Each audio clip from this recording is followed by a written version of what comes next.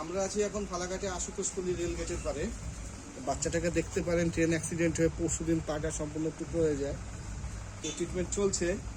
এই মাসি নিজের মায়ের মতো, এই বাচ্চাটারও মায়ের মতো একে রেস্কিউ করে নিয়ে রাখছে, এই ট্রিটমেন্ট চালাচ্ছেন ওনারা। আমরা পাশে আছি ওনাদের। এই পা কাটা যদি মানুষের হতো, তো তাই দেখুন ভগবান মানুষের থেকে পশুদের সহ্য শক্তি দিয়েছে বেশি, আর আমরা ওদেরকে মারি, তাই না? হ্যাঁ, আমার দিকে তাকিয়ে আছে। তো কি করে এই কষ্ট ওদের ছেড়ে থাকতে পারি আমরা? মাসিরাও বা কেমন ভাবে পারে। অনেক ধন্যবাদ মাসিদেরকে। হ্যাঁ মাসি কিছু বলেন। বাচ্চার মতো তো এটা আমাদের বাড়িতে বাচ্চা দিছে, এটাকে খালাইতেও পারি না, সব কুইয়াকে এরকম করিয়ে দেখি, ওষুধ কিনে আনিয়ে খাওয়াইতেছি।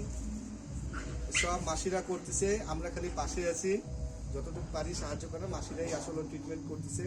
এর আগেও বিড়ালের পা কাটছিল এখানটায় মাসিরা ঠিক করছে সেই বিড়ালকে। তো ওনাদের একটাই আশীর্বাদ রাখবেন আমাদের উপর, আমরা যেন এই কাজটা চালাই যেতে পারি সবসময়, কোনোভাবে কোনো প্রভাবেই যেন বাদ না দিই। ভগবান সাথে থাকুক, ভালো কাজ করলে ভগবান সাথে থাকবে, শিক্ষকের সাথে থাকবে। ওরা কাল ভৈরবের বাহন, কাল ভৈরবের আশীর্বাদ সাথে থাকবে। লাভ অ্যানিমালস ফালাকাটা।